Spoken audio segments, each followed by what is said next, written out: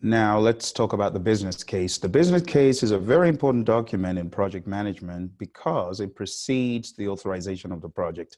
Follow me to page 30 in none other than your favorite book, the PMP Guide. It says on page 30, the project business case is a documented economic feasibility study. Those are the magic words: economic feasibility study. There are many things that the business case does that no other document in project management does. And I'm going to show you a few of these. Go to page 31. First of all, it lists out the business needs. It determines what is prompting the need for this project. It says situational statement documenting the business problem or opportunity to be addressed. Identification of stakeholders affected. So right off the bat, even before your project charter is created, you've begun to identify the stakeholders that this project will impact. It also states identification of the scope. There's a lot of stuff in this document. Go into the next set of bullets, it says an analysis of the situation. Then it goes further to say identification of organizational strategies, goals, and objectives. This document enables you link the business objectives to what is at hand. Why are you trying to do what you want to do? Because it links to X, Y, Z objectives in the firm. The organizational strategic goals. It says identification of root causes of the problem or main contributors of an opportunity. Gap analysis, identification of known risks, identification of CSFs, critical success factors, and identification of decision criteria. So if you're working in an organization and projects are being authorized without sensible consideration, you need to introduce them to the business case. Let everyone make a case for the project. Why should we care? Why should we embark on this? Some organizations find themselves working on duplicate projects or even white elephant projects, projects that shouldn't even be authorized. No one is stopping them. Why? There is no gating process. There's no business case. Introduce a business case and it will definitely solve a lot of problems. Now, beyond that, on your exam, if you are taking the professional exam called the PMP exam, this could be a key part of your questions in the initiating process group. You got to know the business case. One more thing that you need to know if you are taking this exam is on page 30 as well, figure 1-8. What precedes the business case? It's the needs assessment. Take a look at figure 1-8, study that up, and as you go into the exam, just be prepared to face anything. The second project document that every project manager should be aware of these days and have in their gig bag is the benefits management plan. The benefits management plan is number 2 because it precedes the development of the charter that actually authorizes the project. So before you jump into that project, you want to ask yourself, why are we doing what we're doing? 1. 2, what are we going to gain from it? So I already addressed why are we doing what we're doing in the first video. This video addresses the benefits of the project. Have you ever realized that some projects are authorized? It's a home run in terms of the deliverable being created and handed over, but no one is using the deliverable. That is what we seek to study today. So follow me to page 33.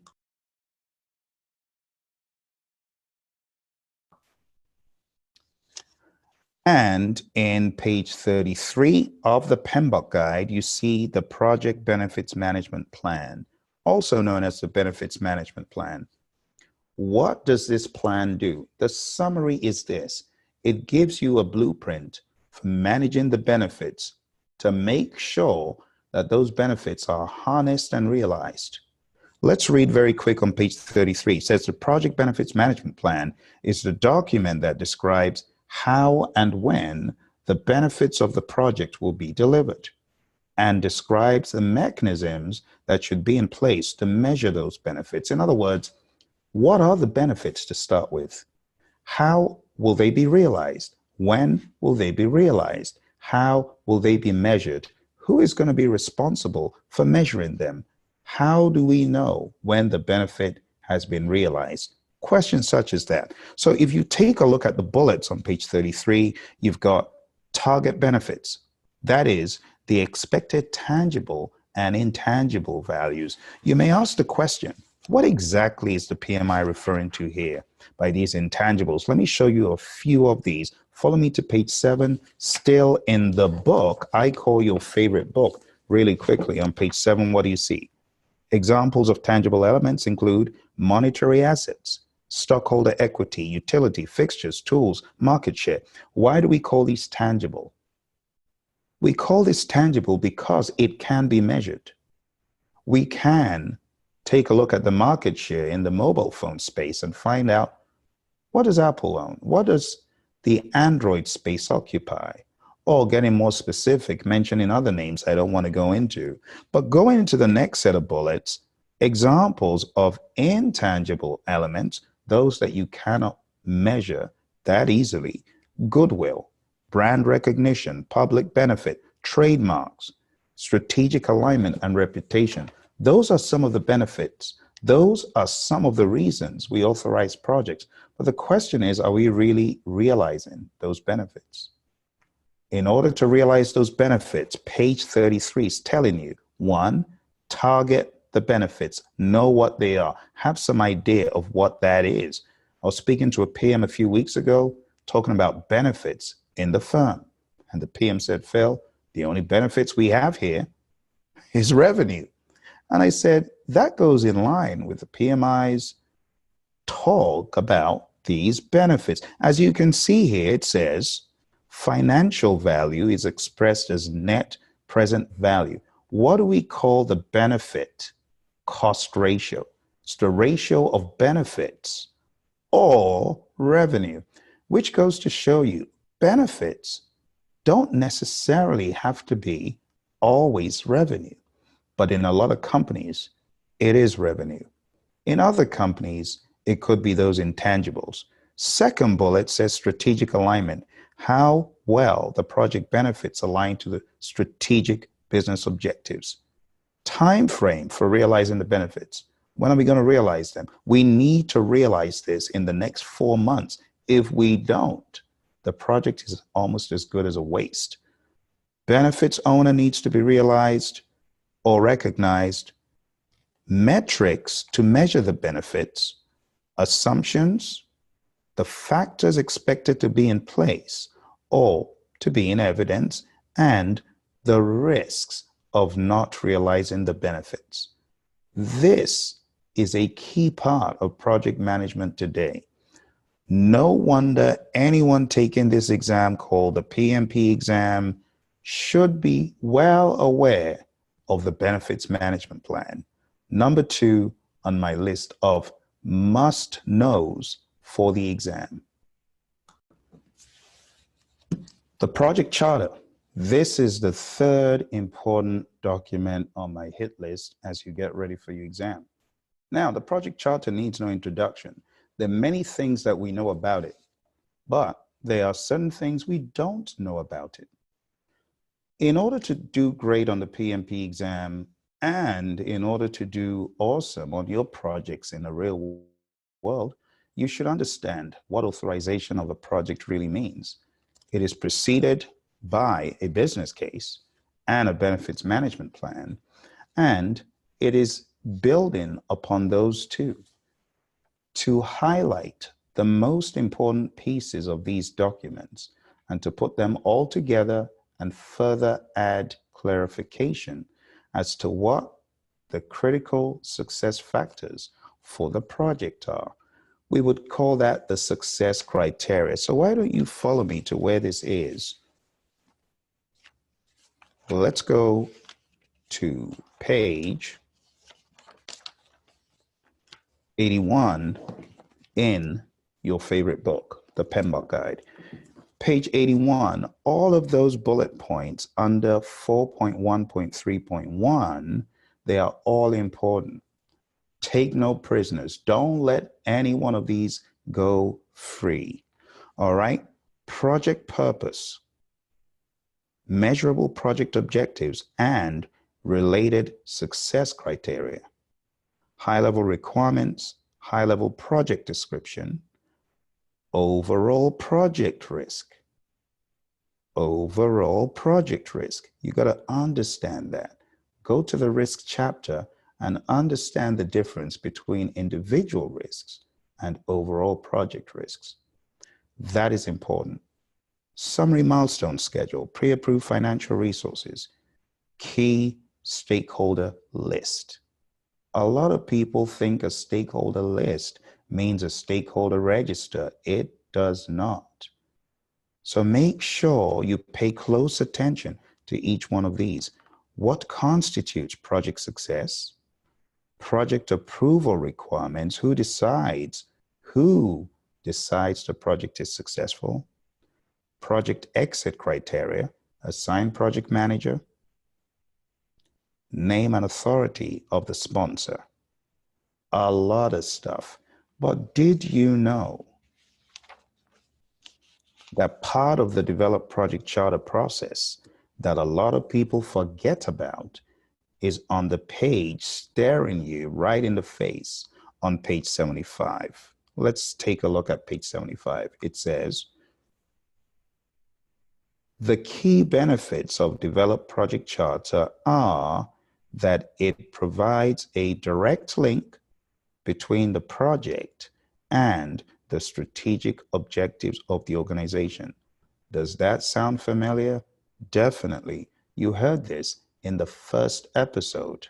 If you've not watched that video, watch it, because the business case is the actual source where you begin to see the ties of the strategic business objectives to this endeavor, yet to become a project in the business case.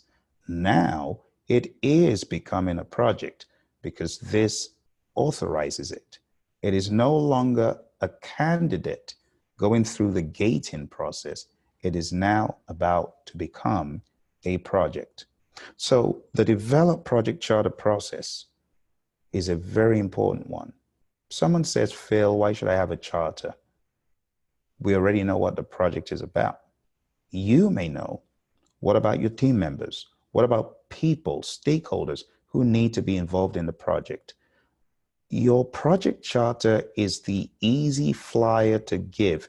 It's a summary of what the project is all about. It could save you a lot of phone calls, a lot of unnecessary conversations.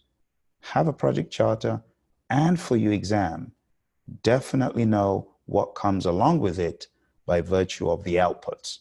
But that's for another video. See you in the next episode. The project management plan. My, oh my, what can I say about this? This one is a very, very critical document for any project. People often refer to this as a project plan. Now, some people incorrectly refer to Microsoft project schedules or Primavera schedules as the project plan. No. The project management plan is a collection of several subsidiary plans, several smaller plans. These are talked about on page 89, or I should say itemized. The real place to begin reading the story is actually page 86, 87, 88, and boom, you hit 89. Now, on page 89, you can see the project management plan components broken down. You can see the project documents broken down. Now, I have about an hour of audio that goes into page 89. You can find that on Praizion.com.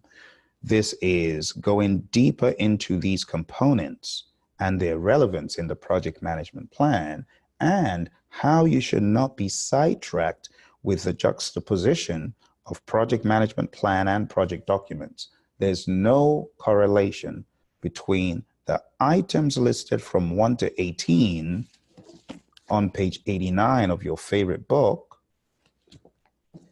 and the numbers on the other end. Okay? So when you're taking a look at this, you need to realize that the focus for project management plan is just that. Don't look to the side at project documents. What do you need to know about this for your exam? For your exam, you need to know every single component listed from 1 to 18. Now, when it comes to the development approach, you need to understand the intricate differences between iterative and incremental. How frequent is the delivery? Throw in predictive. What are the commonalities between predictive and iterative? What does iterative, incremental, and agile all have in common by way of development approaches? That needs to be understood as a tiny part of your project management plan. But this is a big, huge collection of several subsidiary plans and baselines. Now, the last thing I want to point out to you are items 11 and 12. People often get this totally confused. In fact, they're lost. I get the question, Phil, where does a change management plan come from? Where does a configuration management plan come from? It comes from the process known as develop project management plan. It is in that process that you develop the overarching plans for how to manage changes to documents and plans and how to manage change to any deliverable, sub-deliverable, as far as the features and functions or specs, if you will, are concerned. So if you are wondering, where do these come from? Understand it as this. Items 11 and 12 come from develop project management plan. If you're looking to get certified, you're looking for training and coaching, you know what to do. Go to Praizion.com. Praizion, spelled the same way you see over there, Praizion.com, and sign up for one of our training programs. It will greatly enrich your studying. See you in the next episode. Are there some project documents that you would like to see discussed? Have you become a raving fan as a result of certain project documents that you've used? If you have, I would like to know which ones they are. And perhaps we could create a video to feature that special document or tool that you found to be useful.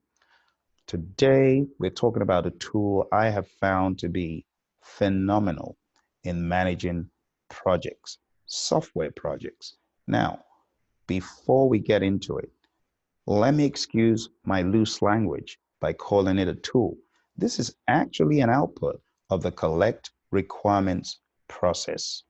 It's called a requirements traceability matrix. The requirements traceability matrix is a document that tracks requirements to their origin. It could also be used to track, as I used it, requirement to use case, priceless. Requirement to test script, even better. Because as we began to test the software, we were able to link each requester of a requirement to that specific test. We got them to test their requirements, and we had another field that tracked the requester to a signature, electronic or otherwise, to signify that they had signed off on those deliverables. Awesome tool. Well, output to be PMBOK compliant. Now, let's take a look at that particular section in the PMBOK guide. Follow me to the outputs of 5.2 on page 148 and 149. It says the requirements traceability matrix is a grid that links product requirements from their origin to the deliverables that satisfy them. The implementation of a requirements traceability matrix helps ensure that each requirement adds business value by linking it to the business and project objectives.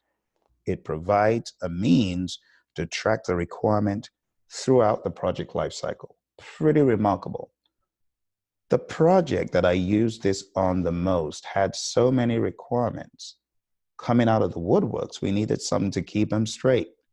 So we used a requirements traceability matrix in Excel to track these 127 different requirements and map each of them to the requesters that asked for them. It was an invaluable way of keeping our project straight, making sure that we had accounted for all of those requirements and testing each requirement, getting sign-off, getting buy-in that indeed that deliverable, that software implementation was good to go. Without the requirements traceability matrix, we would never have been able to do it. Page 149 has an example of this.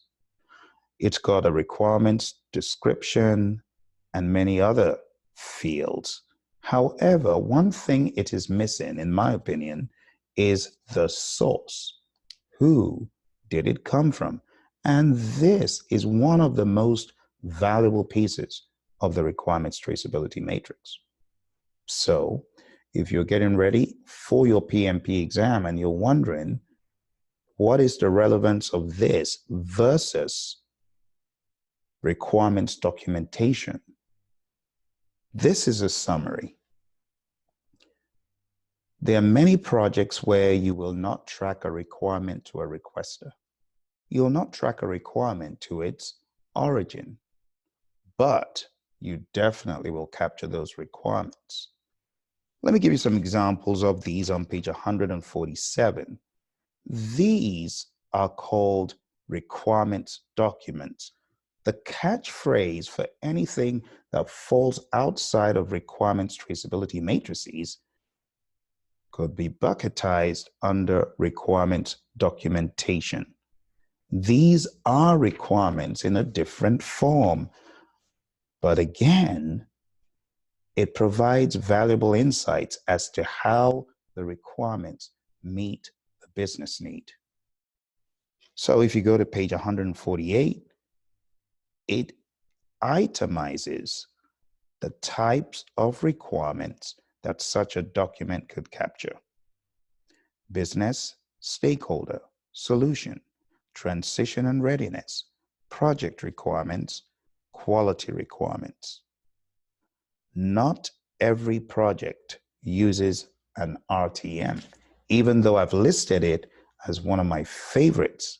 And I must note for the exam, bear in mind there are a lot of organizations that do not use this. Okay, I hope you found this to be useful. Remember, requirements exist in many other forms, and in the second phase of these discussions, we'll be talking about one of them. Not immediately, but eventually. We'll be talking about user stories. User stories are great, but so is the RTM. See you in the next episode. This one, number 6, is by far one of my favorite. I won't call it a tool this time. One of my favorite instruments of project management. It's called a lessons learned register. Now, in your firm, you need to push this. Why? Because if you're not collecting lessons learned, one, you're going downhill, as in to the dark zone of ignorance across the firm. And secondly, you're hemorrhaging equity, sweat equity. Why would Joe, working on a project in New York, have made tremendous mistakes, huge mistakes, And I, the project manager in LA, 3 months later, is making exactly the same set of mistakes. Why should that happen? It is happening in many firms because they do not espouse the digital nervous system of lessons learned, to borrow a phrase coined by Bill Gates. When I think of a digital nervous system of lessons learned in New York should be able to permeate all of the other offices by virtue of sensible knowledge share using a process in this book called Manage Project Knowledge. What is Manage Project Knowledge? Manage Project Knowledge, a process where this lessons learned is created, is concerned primarily with two things. One, the creation of new knowledge. In other words, lessons learned on the project. You're creating knowledge regarding that. What kind of knowledge? Good practices, home runs and wins, things that you did well that you should absolutely be doing on every project.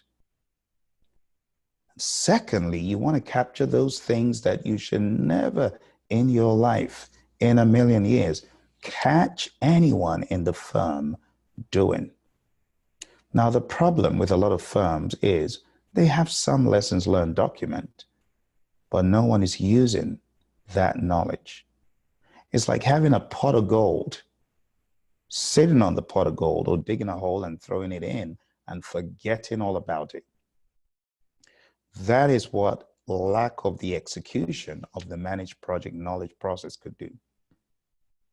So for you project managers, whether you are preparing to take a professional exam from the PMI or not, you should be managing project knowledge. You should be identifying the great minds present on the project, and you should be a catalyst, an enabler of knowledge creation.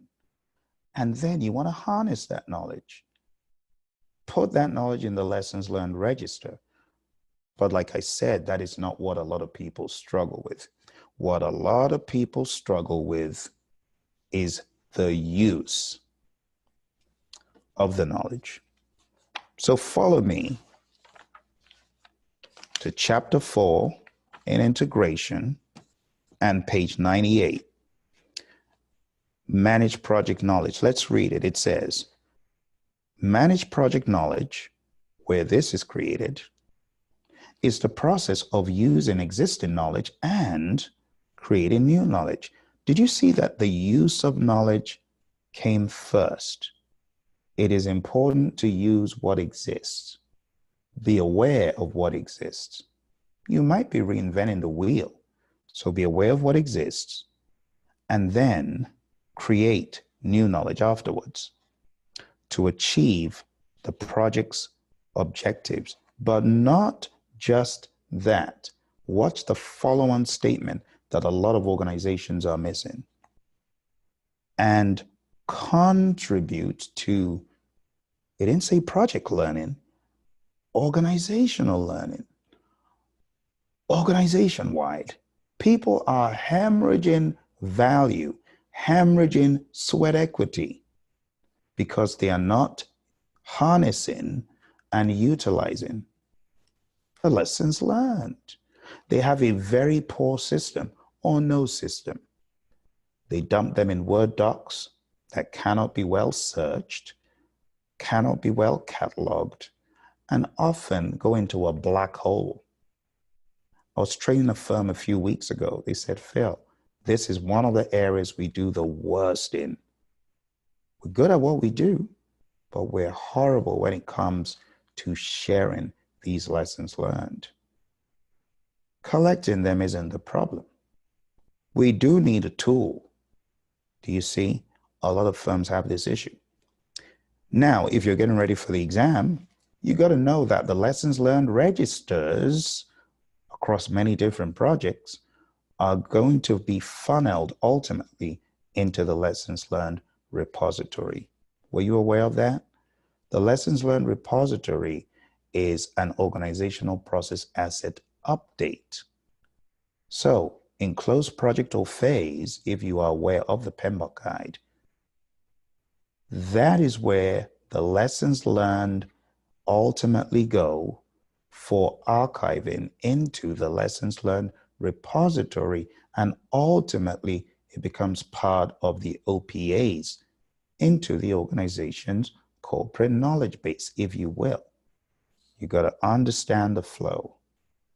Now, before we go, there are two important tools that are used to create this. Let's call them techniques. There are more techniques. The first one is called knowledge management. Connect who has the knowledge to who needs it, people to people.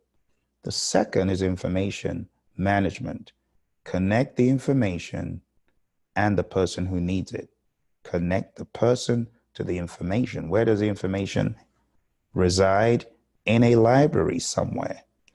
Where does knowledge reside? In people's minds, the great minds. So as a project manager, you want to marry up the mind that has the knowledge and the hungry mind that needs it. Communities of practice, networking, forums, those are ways. Interest groups, get those people to meet, to sync up. That's how tacit knowledge is shared. The knowledge that is hard to convey, that is the forum for it. Explicit knowledge can be readily codified and put into a library, an information system. And that's where information management comes in. So as a PM, your job is to connect people to knowledge, connect people to information, get those great minds to synergize. For your exam in closing, pay close attention to the flow of the register, lessons learned register, into the lessons learned repository, and also the oddity of deliverables appearing here. What you do need to remember, deliverables is an input here because deliverables is a catch-all for many different things, some of which could be project management plan components, and some of which could be knowledge-oriented deliverables that are not particularly discussed in this process. I'll see you in the next video. This next one is a very rare document to find in many organizations. In a lot of the firms I've trained, I asked the question, do you know what a project scope statement is? And they incorrectly tell me, yeah, we know what that is. You call it an SOW. No, it's not a statement of work. Oh, what is it? And that's when I tell them about Andy George. Who is Andy George?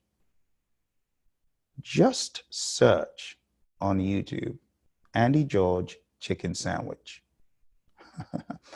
And if you get to his video because of me, say Phil sent me to you. He'll be pleasantly surprised to know his video is being used to underscore the importance of a project scope statement.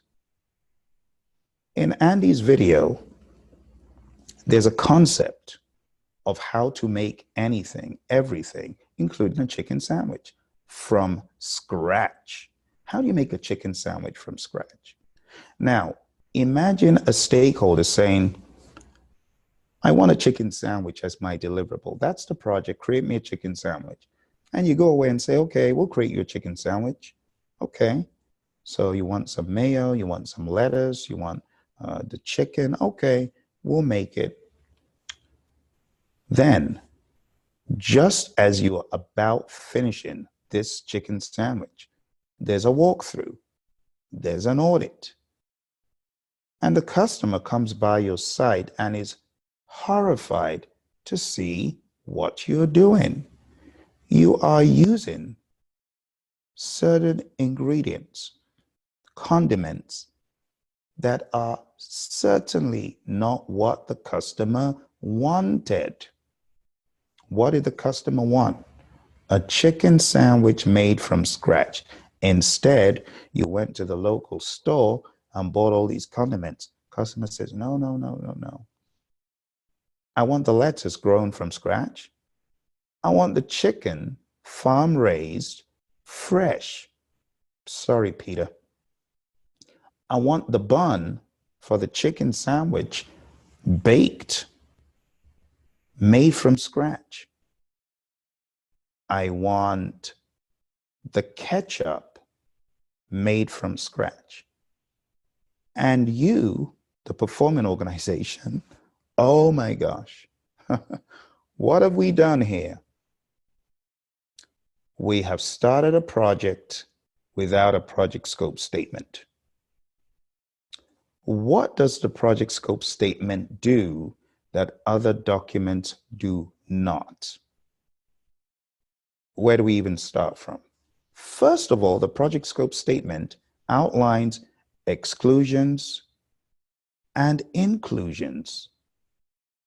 It also goes back to hash out those constraints and assumptions in the assumption log to identify if any is missing, are missing. At the end of the day, it is an end-to-end discovery of what exactly needs to be done to deliver that deliverable. The chicken sandwich goes through a product analysis, and that is when you analyze from a 360-degree perspective everything that that deliverable is meant to have. Leaving no stone unturned. What should it look like? What should it feel like? What should it taste like? What are all of those other features and functions that should be in it? And how are we going to make this a reality? How are we going to make this chicken sandwich that the customer wants custom from scratch? It's then, as you're creating this project scope statement, that you begin to realize we're definitely going to need a trip to the Atlantic Ocean. That is to get salt water so that we can evaporate it to get salt. It all has to be from scratch. We need to grow a vegetable patch. We need to bring in a cow so we can milk the cow to get milk for the mayo. We also need to rent a boat. We also need to grow the lettuce. Long story short, Andy George realized it would cost $1,500 to make a chicken sandwich from scratch versus 10, 5, maybe even less dollars to go into the local store, buy the condiments and throw it together. Because you need to cover all your bases and make sure you know the exclusions and inclusions, you need the project scope statement. You do.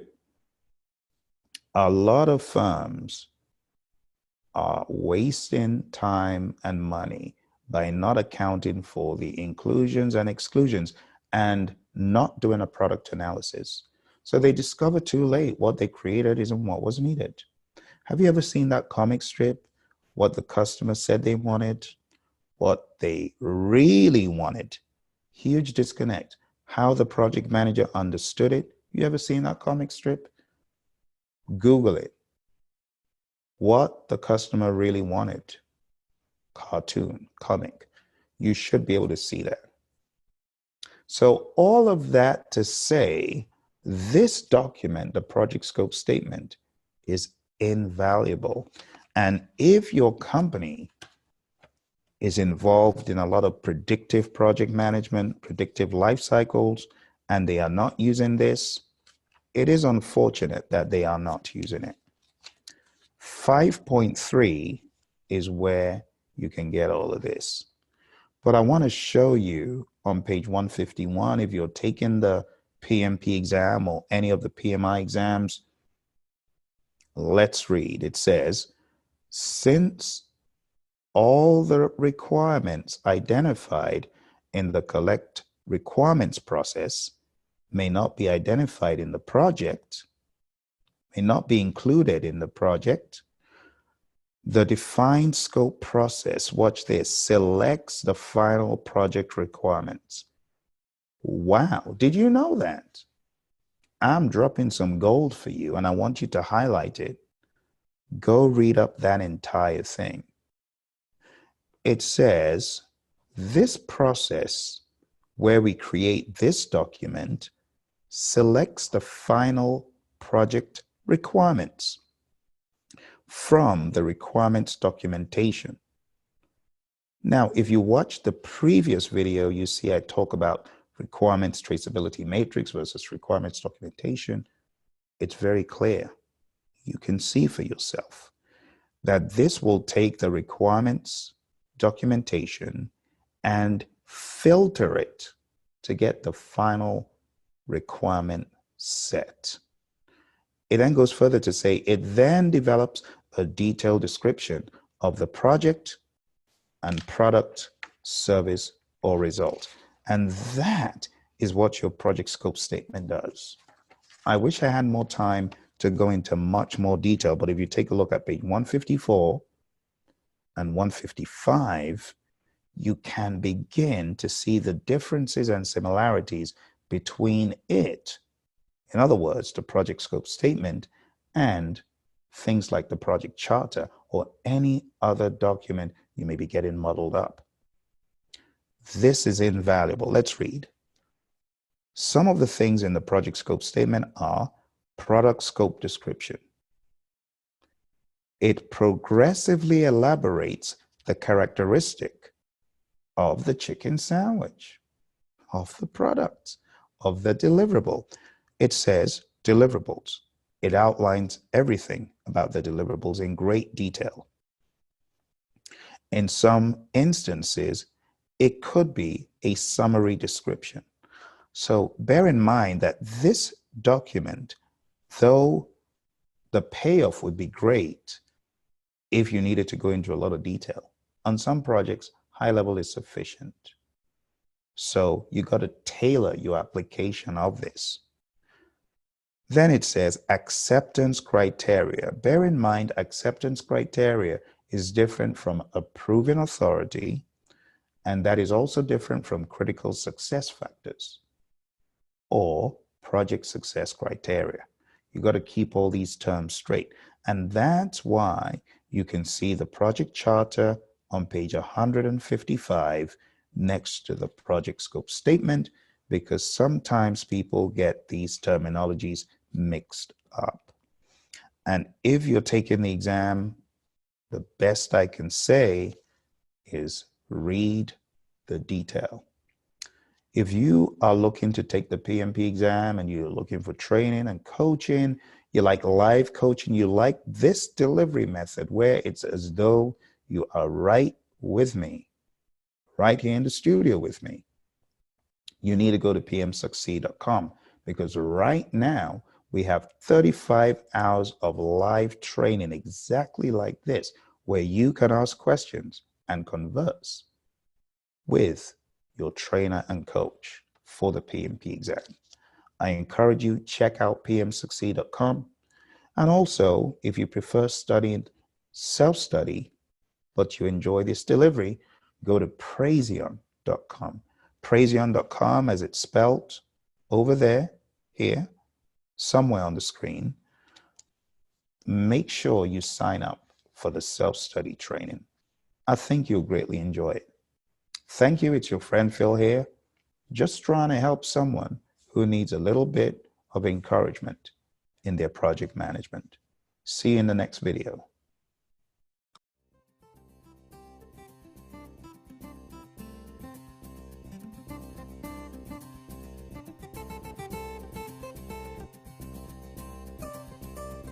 It is often said the project manager spends 70 to 90% of the time communicating, but what does this actually mean? It means that the project manager spends a lot of her efforts on putting together plans and documents to help guide the project, but this is done with a lot of communication. Part of communication involves communicating with superiors to provide responses to requests, to keep them informed, to solicit help, communicating with peers to share ideas for improvement, coordinate activities and provide assistance, communicating with subordinates to issue instructions, to persuade and sell, and to appraise performance. But communication goes far beyond that. Communication involves selecting the proper medium, timing the transmission, seeking and giving feedback, listening actively, and being sensitive to the sender. There's so many facets and dimensions of communicating that the project manager has a tough job to put all of these communications in context and be aware of all of these associated variables. Choosing the right medium, initiating feedback, knowing the right time to send that crucial message. Without a doubt, communicating is what project managers do the most. And that's why this topic of the communications management plan is number 8 on my hit list of things the project manager needs to do a great job. Let's dive into the discussion. The next stage was inevitably to work on the much talked about WBS, Project Schedule and Cost Baseline. Cold Pincus unceremoniously declared that I had the responsibility of working on the schedule.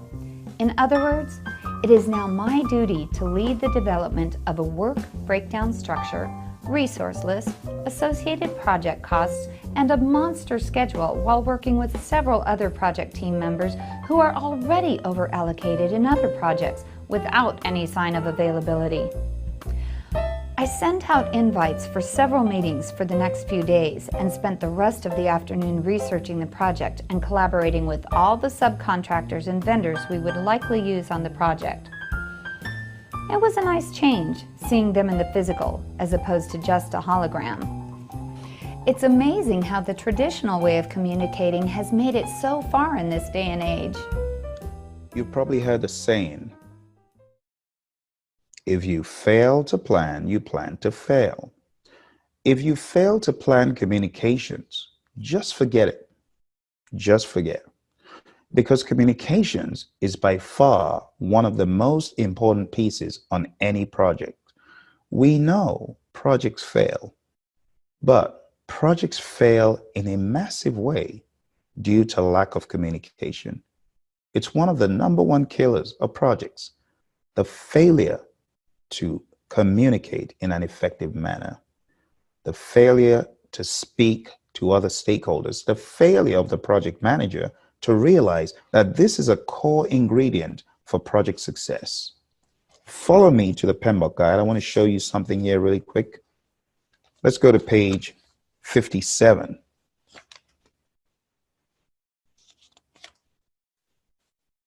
In the PMP guide. Actually, not 57, 53. Let's go there. It says at the bottom of this page, research shows that successful project managers consistently and effectively use certain essential skills. Research reveals, watch this, that the top 2% of project managers, as designated by their bosses and team members, distinguish themselves how? By demonstrating superior relationship and communication skills while displaying a PMA, a positive mental attitude. What can we deduce from page 53? We can deduce that communications is pivotal for project success, and not planning communications could lead to massive project failure. And that's why this is on my hit list of things to know really, really well for your PMP exam. Now, when I ask people, what is in the communications management plan? A lot of folks are not able to go into the detail. But do you know that the detail almost crippled a question that I faced on a professional exam? I couldn't believe the minutia I was seeing in this question. about the communications management plan. It went into deep detail. For that reason, I would advise you to study so you do not fall into the trap I did. Study with intentionality what I'm about to show you here on page 377. It says, the communications management plan is a component of the project management plan that describes how project communications will be planned, structured, implemented, and monitored for effectiveness. This is where you want to take heed. The plan contains the following. Let me show you a few weird things that most people would not imagine they would find in a communications management plan. Watch this. Second bullet from the bottom, flow charts. Flow charts? Flow charts of the information flow in the project. Now, think about it. If you were on the exam and someone said, flow charts for information flow on the project, and you had quality management plan and communications management plan, you might have been pulled towards the quality side because it's talking about flowcharts. But this exists in the communications management plan. Here's another example. Third bullet from the bottom, glossary of common terminology. Would you expect to see that here? Or if I said WBS dictionary as one of the options, would you have chosen that? You might have. A lot of our students do. But glossary of common terminology is here in the communications management plan. So for your test, you need to go through all of these bullets and understand what is in the communications management plan. Here's another example of what you may not expect to find here. Time frame and frequency for the distribution of required information and receipt of acknowledgement or response. The word time frame could throw certain people off. They may think schedule. And that is why, whether you are a native English speaker or not, I highly advise going through all of this stuff with a fine-tooth comb, because you just never know what could throw you off on your exam. If you're getting ready for the PMP exam and you're wondering how on earth you're going to do it, don't worry. Sign up for our project management training. This could be done self-study via Praizion.com, or those of you who love live training with a live instructor, going at a sensible pace, answering your questions, you need to go to the other website, pmsucceed.com, because all year round we offer training live online, and it's like no other training you've attended. Trust me, very engaging, but no holds as far as questions. We relish answering your questions. We delight in answering your questions. So if that sounds like you want to have some conversation for your preparation, you need to be on pmsucceed.com. Thank you very much. I look forward to seeing you in the next episode. Have you ever heard of someone say, oh, that schedule, throw it up on the wall. Don't update it, leave it as an artifact, that's fine. Customer X said he wants to see that. Don't worry about updating the schedule. Those are true words from a past project. True story. Some project managers are as guilty as sin for not updating the schedule. Some project managers are guilty for not staying on top of the schedule and using it to drive the project. Why waste the energy in creating a schedule when you're not going to use it to drive your project? This is a massive, massive, massive tool that, if used the right way, could work wonders. It really could take your project from doom to happiness, from doom to success. Not using your schedule will do the opposite. It'll just take your project from doom to gloom. That's why you want to use a schedule. But the schedule has no power if the PM doesn't use it. If the PM does use it well, my goodness. You got to use your schedule, project manager. This is definitely a fixture on these professional project management exams, not just in the world of the PMI, but outside of the world of the PMI. Everyone knows the value of a schedule. You gotta have a schedule. Go to page 217 of this book, your favorite book. What does it say? It says, the project schedule is an output of a schedule model. Now, when you hit that word schedule model, a lot of you tune out, but you shouldn't tune out. You should research, what does the PMI mean by schedule model? Now, I'll give you the summary. The schedule model is all of that data, all of that relative information regarding the schedule and associated variables. And that schedule model can be displayed in a number of ways.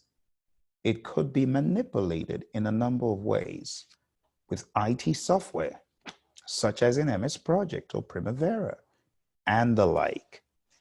But let's read to see what exactly this schedule model is defined as in the PMBOK guide. All right. Follow me to the glossary. And we're going to page 722. It states, a representation of the plan for executing the project's activities, including durations, dependencies, and other planning information used to produce a project schedule, along with other scheduling artifacts. So when you hear the term schedule model, you need to be thinking about all of this information surrounding the schedule activities. And then it can be massaged and manipulated in different ways. You could show a representation of the schedule model as a Gantt chart. Well, it might just be a plain old schedule in tabular format. Or you could choose to show it as a network diagram, and so on. So it says the project schedule is an output of a schedule model that presents linked activities with planned dates, durations, milestones, and resources. This is key. At a minimum, you see, at a minimum, the project schedule includes a planned start date and planned finish date for each activity. Do you see that? And we could go on reading on and on, but there's a big question. What's the difference between the project schedule and the schedule baseline? Here's the answer. One is the law laid down by management, stamped and approved. That's the schedule baseline. The other, the project schedule, is the living, breathing schedule that is going to be updated throughout the project with actuals. And this does not need any permission to update. If you've enjoyed this and it has made sense to you and unlocked some understanding for your PMP exam, you definitely want to check out our website, www.praizion.com. Also go to www.pmsucceed.com. Live training online, pmsucceed.com. It's happening right now. Go there, check it out, sign up for our training. Let's see you there. If you want training and coaching for your teams on site in your firm, visit Praizion.com, go to the contact, and let us know what exactly you're looking for. Various organizations worldwide have used our training solutions. The FBI, NASA, Department of Transport, Department of Commerce, the U.S. Air Force, the U.S. Army, the Army Corps of Engineers, and many, many more. So you're going to be in great hands. Go there and let's hear from you. All the best and bye for now. 2-in-1. If you are getting ready for the PMP exam, you should be able to correlate what these two are and how they are related. The cost baseline gives a solid expectation for performance cost-wise. The second thing listed, the project funding requirements, are the funding requirements for the project.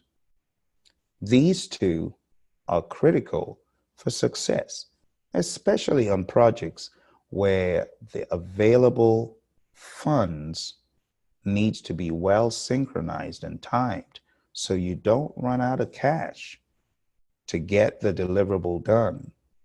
So the cost baseline is talked about in section 7.3 on page 255 in none other than your favorite book, the PMBOK Guide. You can see figure 7-8 breaks down the cost baseline components.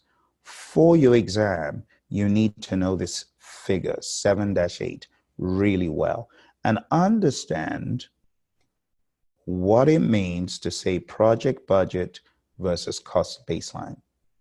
So on every project, management should think, what if things don't happen as we expect? Let's put aside some management reserve in case things don't go as planned. What happens when the management reserve is needed?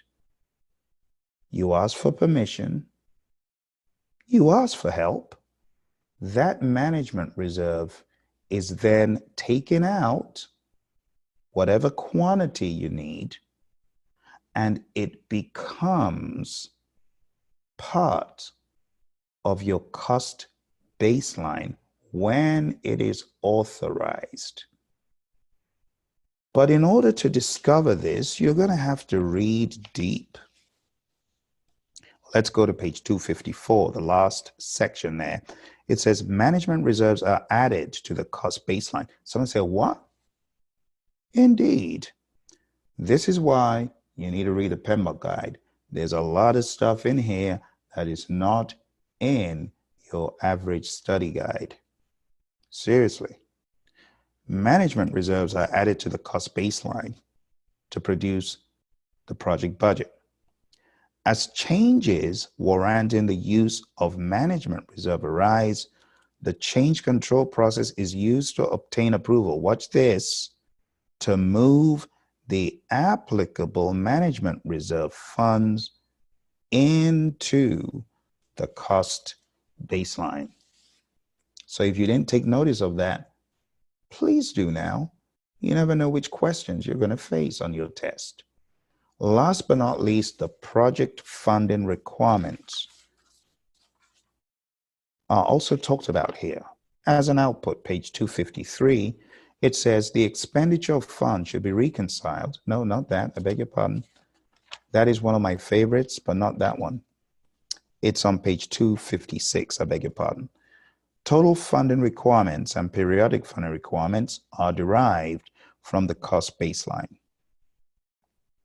It then says the total funds required are those included in the cost baseline plus management reserves, if any.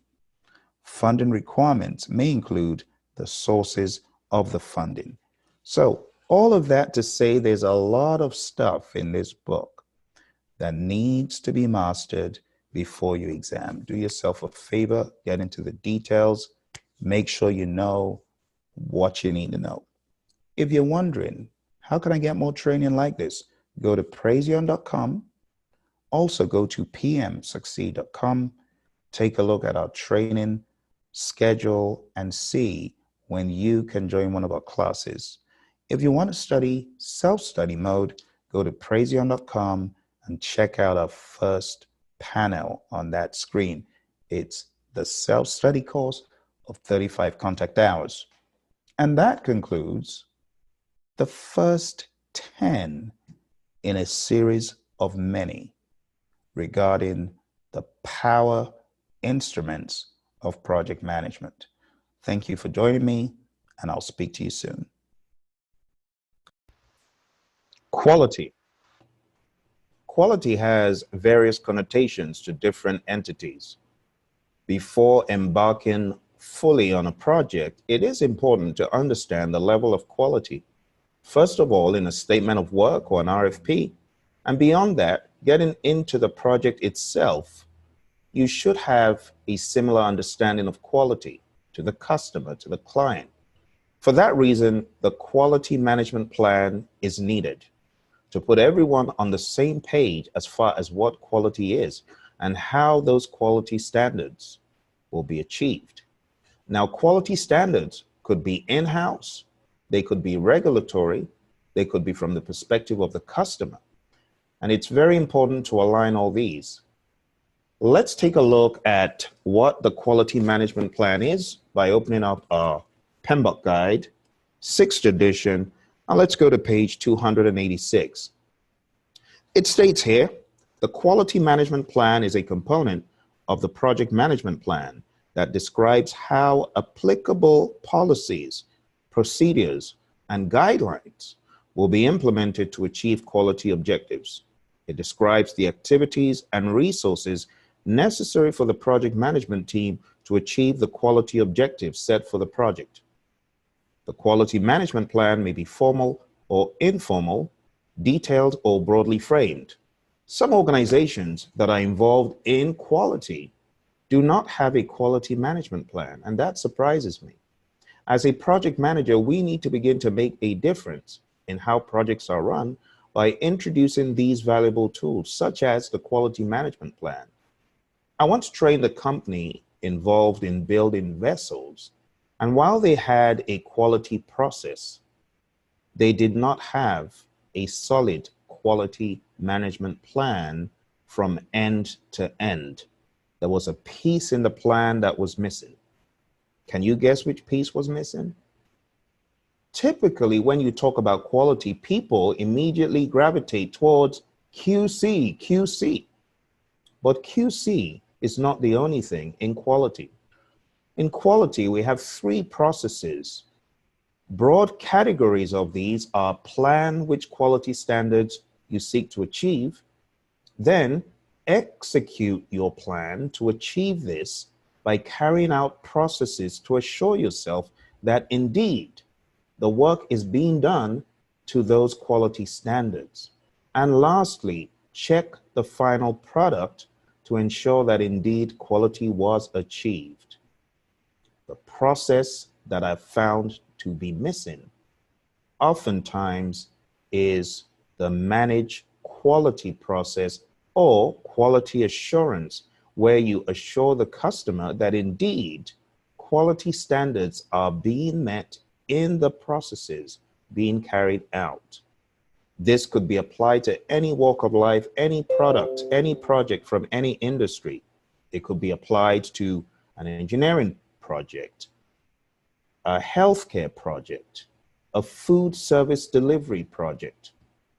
Anything you think of can ensure that the quality standards are being met before the final product, service, or result is delivered. In that way, you are carrying out prevention rather than kill. I look at QA as prevention, QC as some sort of cure. Now, they both work together. However, in the very beginning, you need that quality management plan. Now, a few more things in the PMBOK guide before we round up for today on page 286.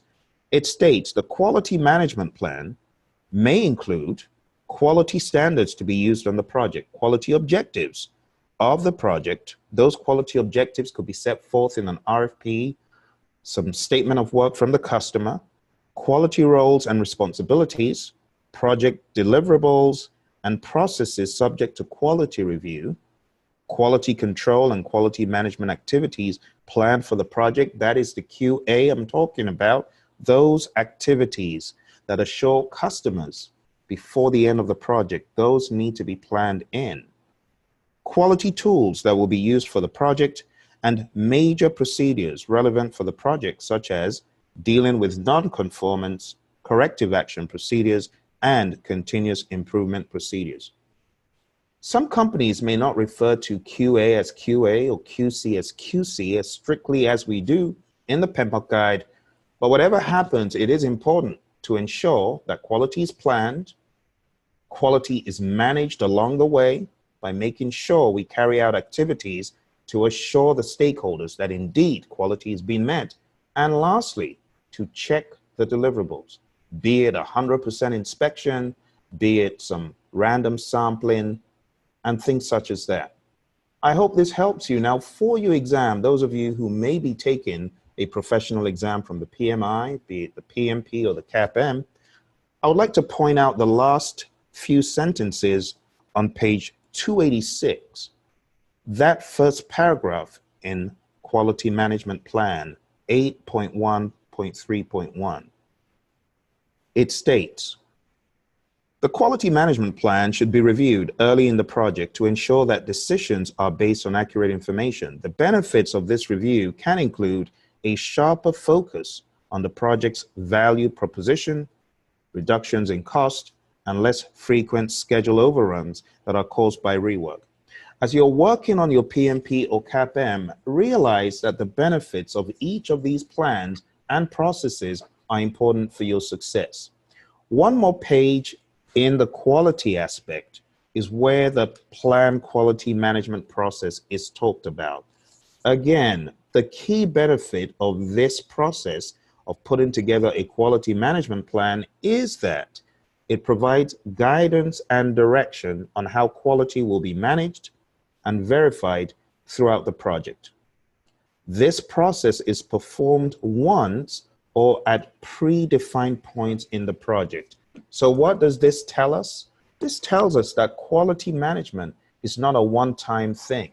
It's not a one-day event. It's something that could happen all throughout the project to get to your optimum potential in quality management. Fitness for use, conformance to requirements, and customer satisfaction. That's what the project manager should be seeking to achieve with the team. If you're looking for awesome project management training, coaching for your team or yourself, go to Praizion.com and check out some of the offerings we have there. See you tomorrow.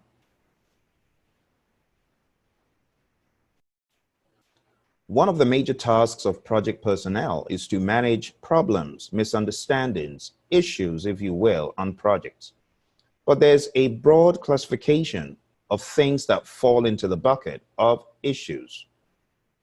We are going to be addressing what exactly the PMI refers to as issues. We're going to take a look at the issue log. Now, broadly speaking, the issue log is a log of misunderstandings, misalignments, areas of concern that need to be deliberated upon, or that the stakeholders need to be all aligned on the same plane with. So when you see issues, it's important that we don't see the issue log as a log of risks that have become issues, as it is in other professional schools of thought. For example, in the world of ITIL, when we talk about an issue, it is very different. And other project management sectors, it is very different. But when we talk about issues in this context, we're talking about human to human interaction, human to human understanding, and things that need to be put right that are not risks, because we already know that these things are out of alignment on the project.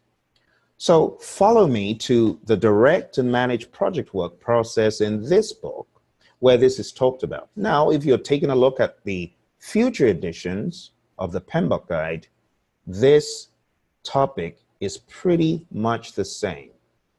The issue log is talked about in so many circles of management, it doesn't change very much. The PMI, however, like I said, have a different perspective to that of the world of ITIL. So let's jump straight into this. Go to direct and manage project work, outputs, page 96, and let's read what exactly the issue log is. It says, throughout the life cycle of a project, the project manager will normally face problems, gaps, inconsistencies, or conflicts that occur unexpectedly and that require some action. Note, we're talking about things that suddenly appear. These are different from risks that we see coming. What is a risk?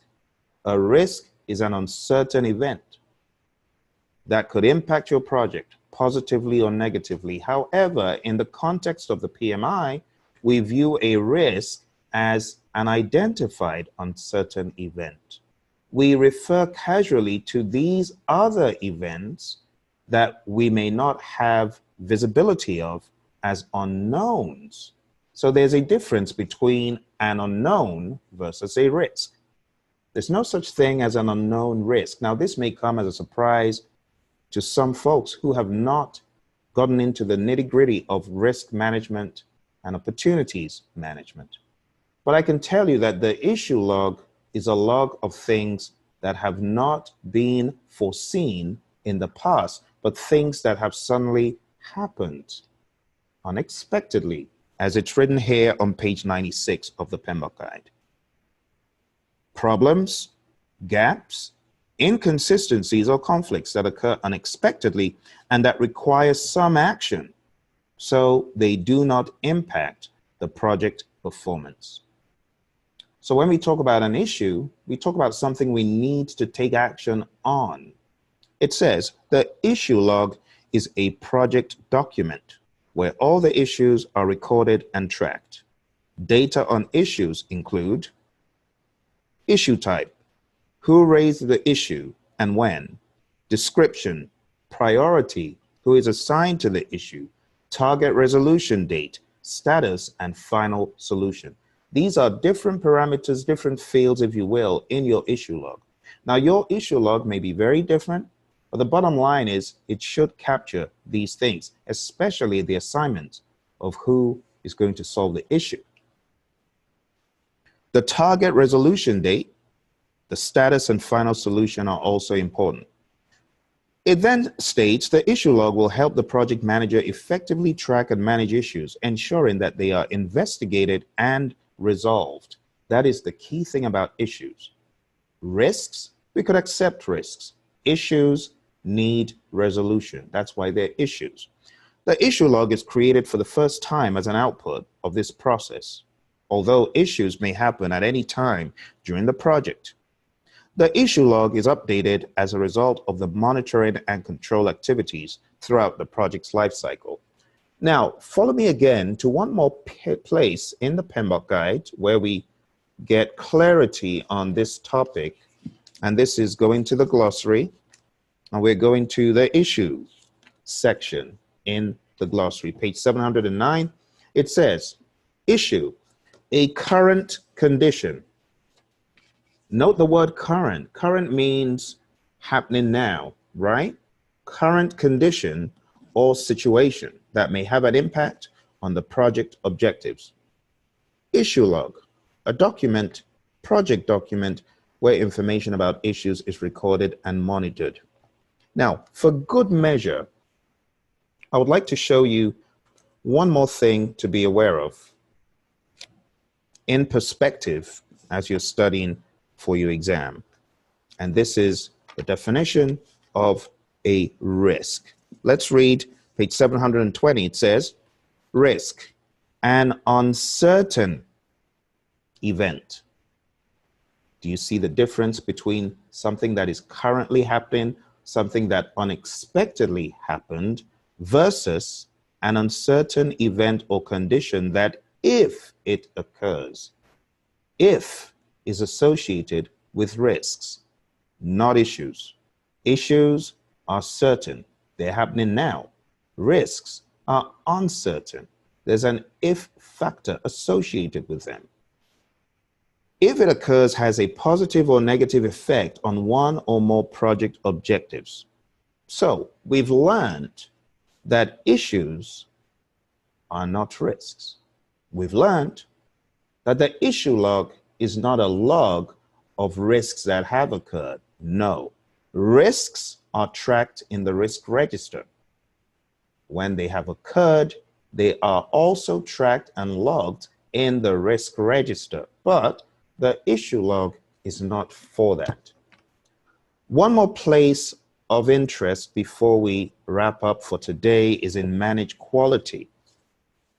Under managed quality, we have a 6-step blueprint from the PMI for how to solve challenges known as problems.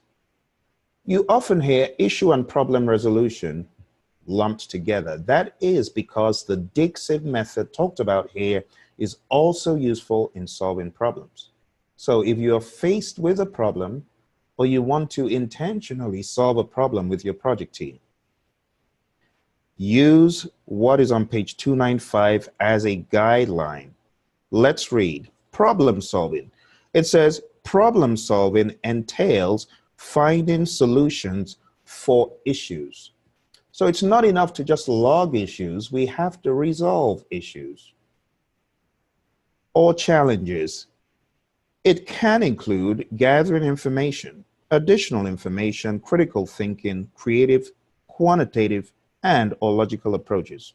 Effective and systematic problem solving is a fundamental element in quality assurance and quality improvement. Problems can arise as a result of the control quality process or from quality audits and be associated with a process or deliverable. Now it says using a structured problem-solving method will help eliminate the problem and develop a long-lasting solution.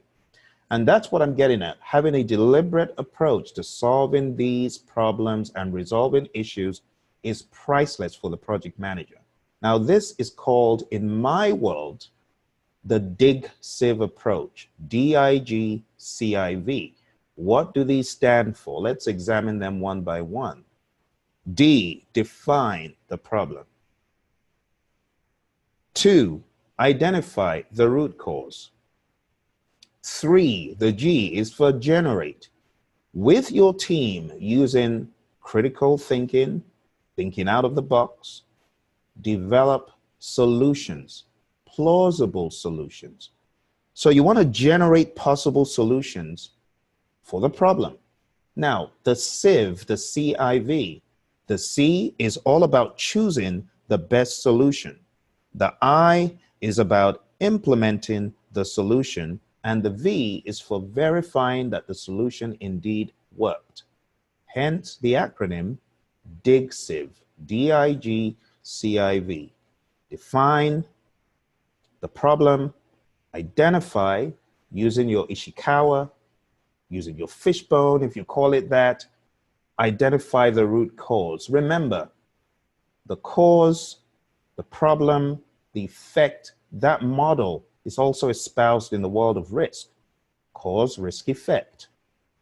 But in this context, we want to analyze the root cause for this problem and also the possible effect of what is happening now. Again, this is not risk management. This is issue resolution. This is problem solving. G, generate possible solutions. C, choose the best solution. I, implement that solution, and you also want to make sure that it worked. So the last one is V for verify solution effectiveness. This has been a rather long episode, but it's important as project managers that we resolve these issues. The issue log is great at logging the issues, but even greater is being able to intentionally, in a calculated way, solve issues, solve problems with our team. I hope this helps. Thank you for joining me. And remember, if you're looking for project management training, coaching for your team, for yourself as you prepare for the PMP exam, go to Praizion.com and sign up for our training. Now, speaking of the exam, I often drop a nugget or two for those preparing for the PMP exam. My nugget for today is know where the issue log originates from. It's from direct and managed project work. Direct and managed project work is loaded with key outputs. The issue log is just one of them. Go research the other two that are big from direct and managed project work. The other two, deliverables and WPD, also need attention for the exam. Thank you and see you tomorrow. Risk management is a big topic for project managers. It's so huge because it cuts across all the areas: scope, schedule, cost, quality, resources, procurement. Think about it. Whatever the area, risk cuts across it. And that's why I often hear students say, this was hard on the exam. Risk was big. But even beyond the exam, outside of the exam, risk is a massive topic. We all know what happens if we don't plan effectively for how to manage risks.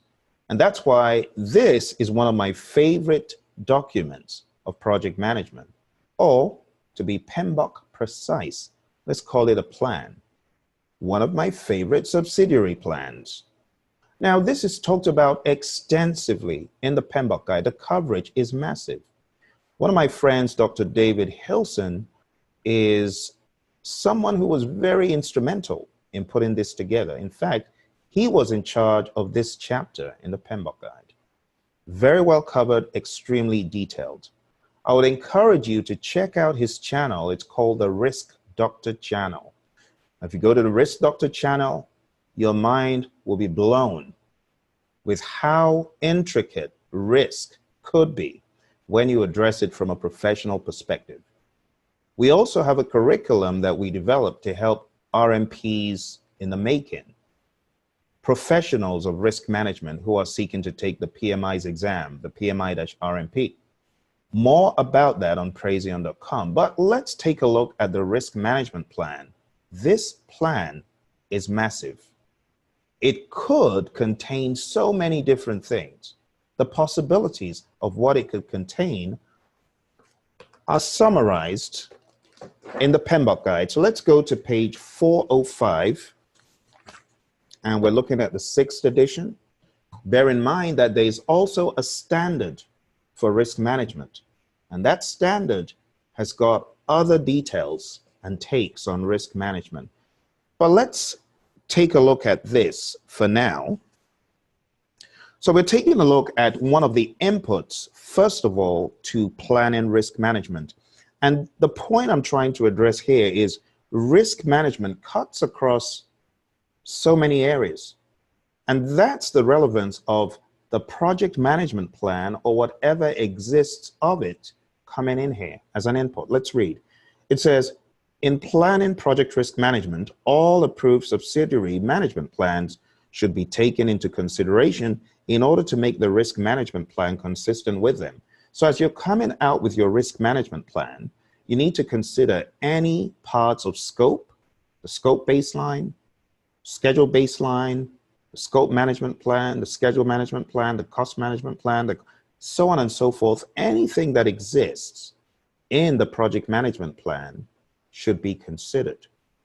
Now it says the methodology outlined in other project management plan components might influence the plan risk management process.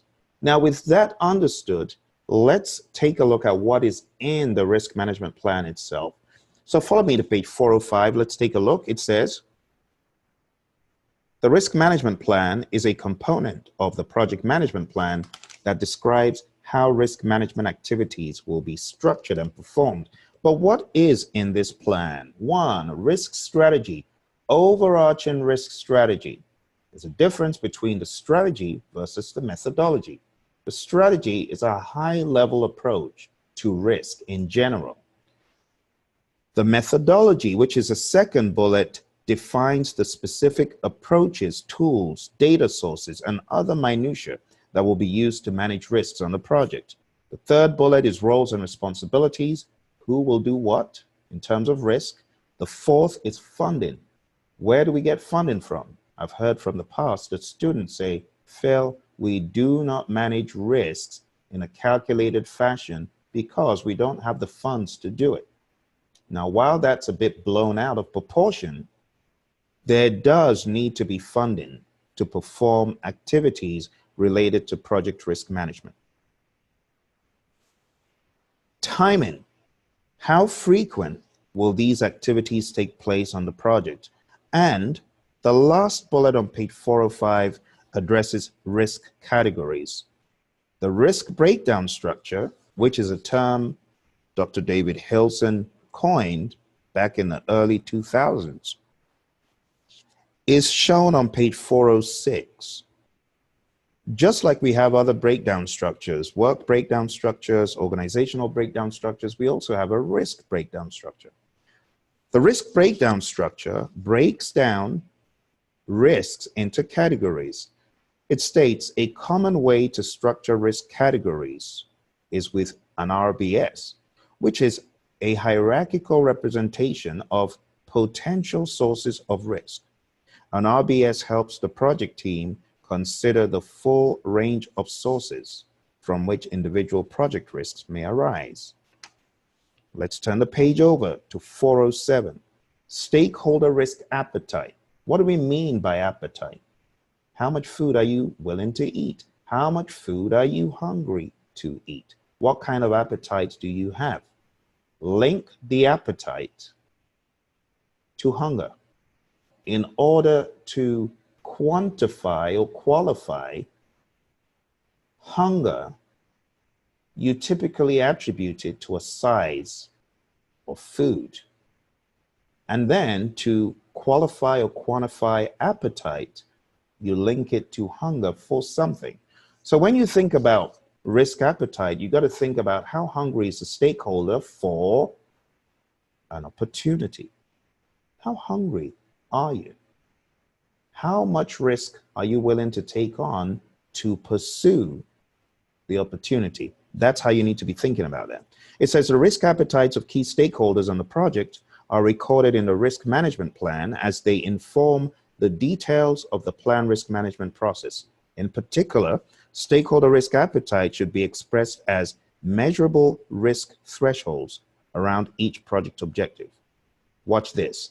These thresholds will determine the acceptable level of overall project risk exposure, and they are also used to inform the definitions of probabilities and impacts to be used when assessing and prioritizing individual project risks. In other words, the acceptable level of overall project risk exposure that a stakeholder is willing to take on to get fed, to pursue the opportunity, to be satisfied.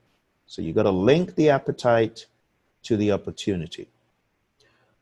Last bullet here says definitions of risk, probability, and impacts. This is big, and this is also a massive missing link on many projects, because a lot of project managers call a risk a 1 on a scale of 1 to 5, but they have not defined the 1 for the other stakeholders to understand what is a 1.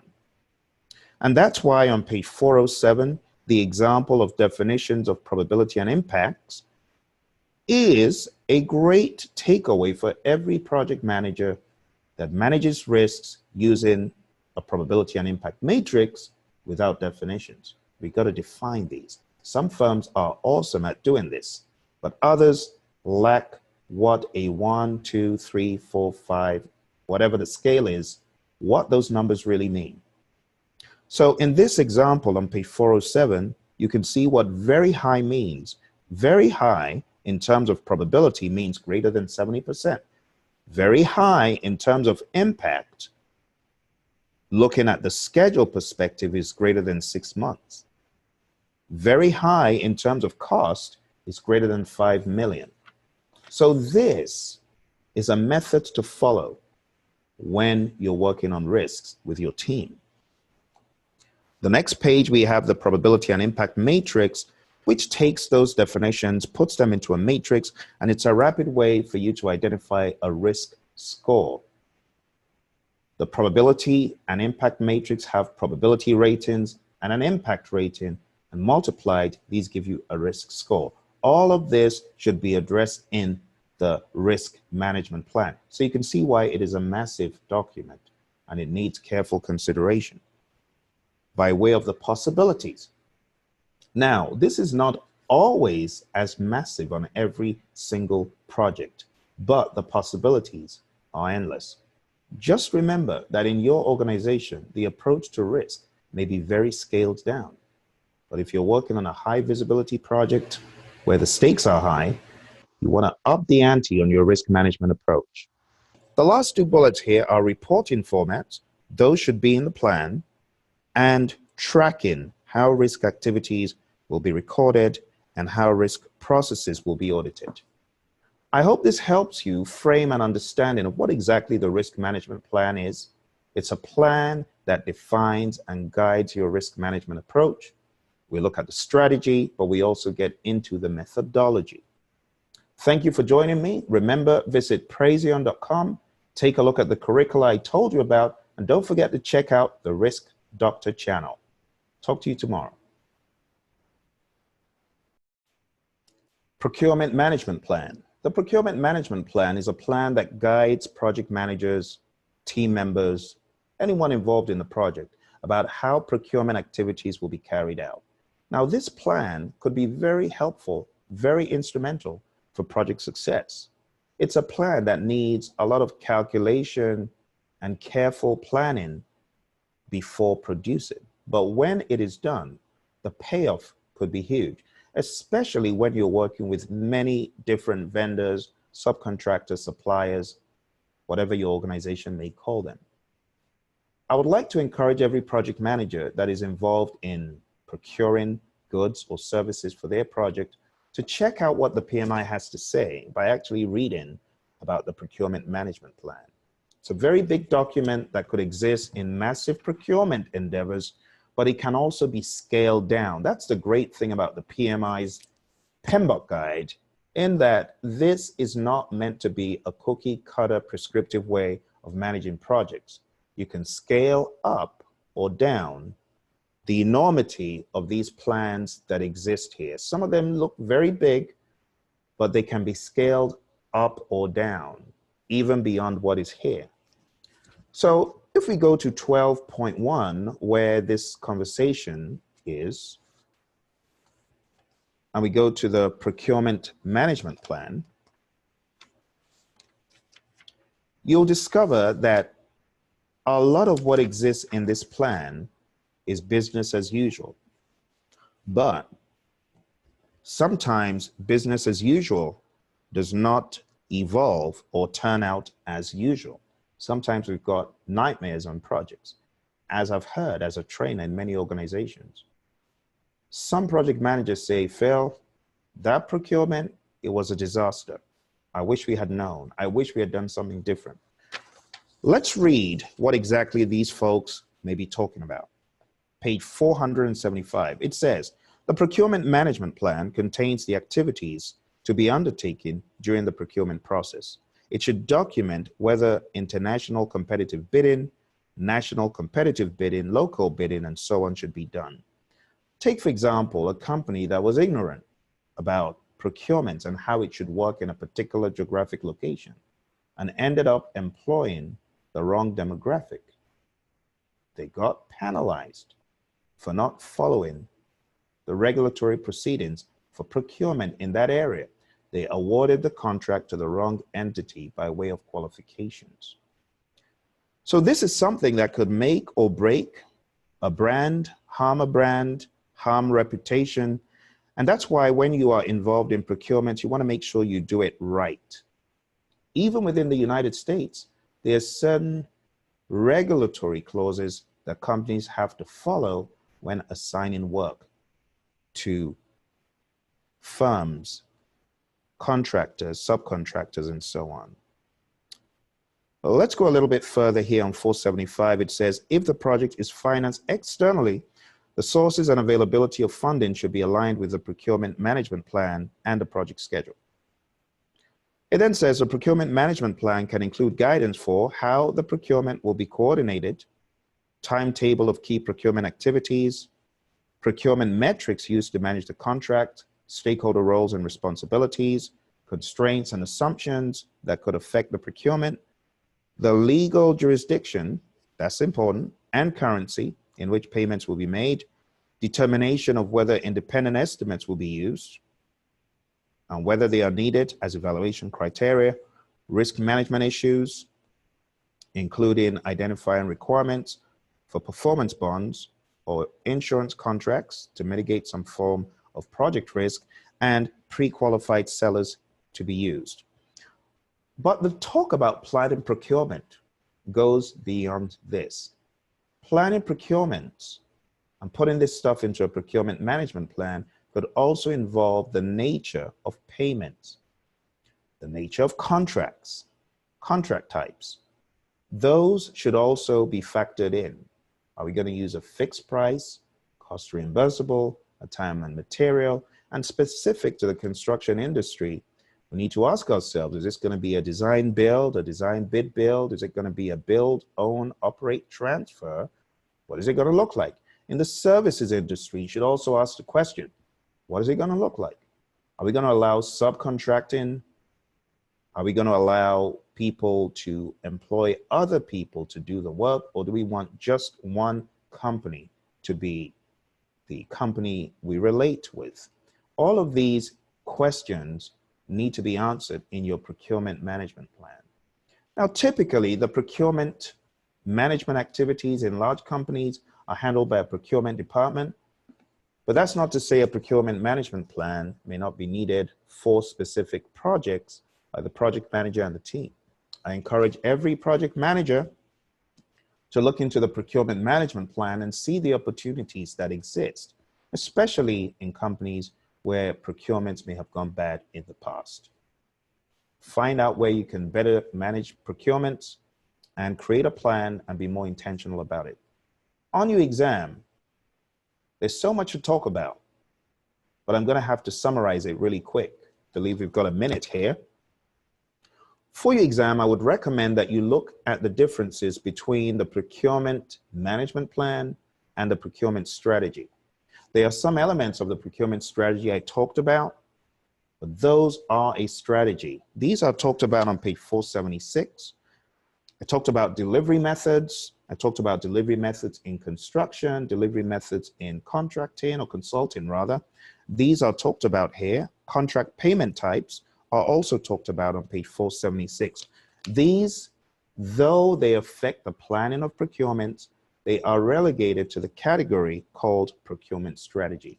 So you need to understand the difference between your procurement strategy and your procurement management plan. Moreover, you need to understand the delivery methods for professional services versus construction, and then you also need to understand your contract types. Procurement phases are also talked about here under procurement strategy.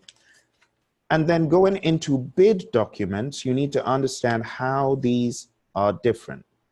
There's a difference between your procurement strategy, your bid documents, such as RFPs, RFQs, RFIs, IFNs, and so on, and then the procurement statement of work.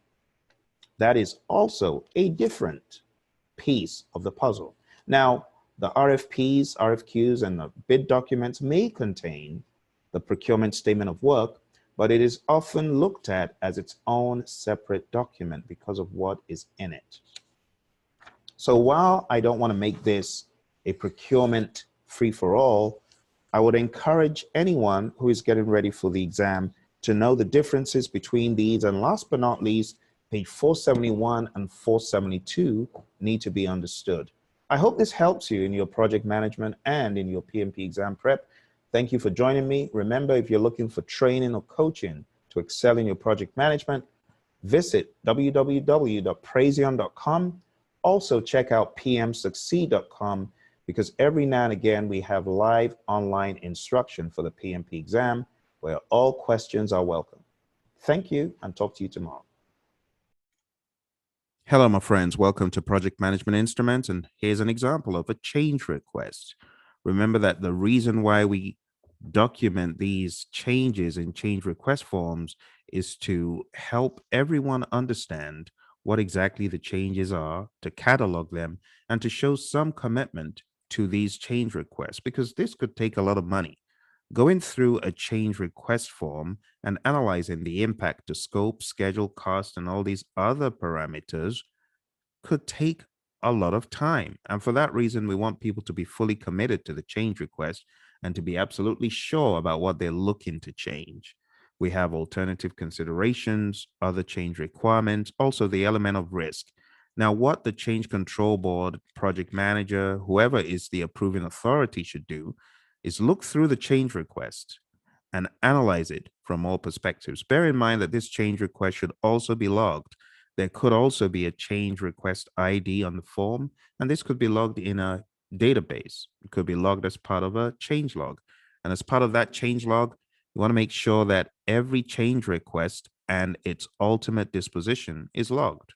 And that's pretty much it for the change request form. Again, this is from a fictitious project my buddy Syed and I put together. Hope it helps you understand what a change request looks like and the thought process behind it, what it could be used for. As you prepare for the exam, if you are taking the exam, called the PMP exam or CAPM exam, just remember that corrective action, preventive action, and defect repair are pretty paramount when it comes to these change requests. We also could talk about updates, but in this form, what we captured is those three.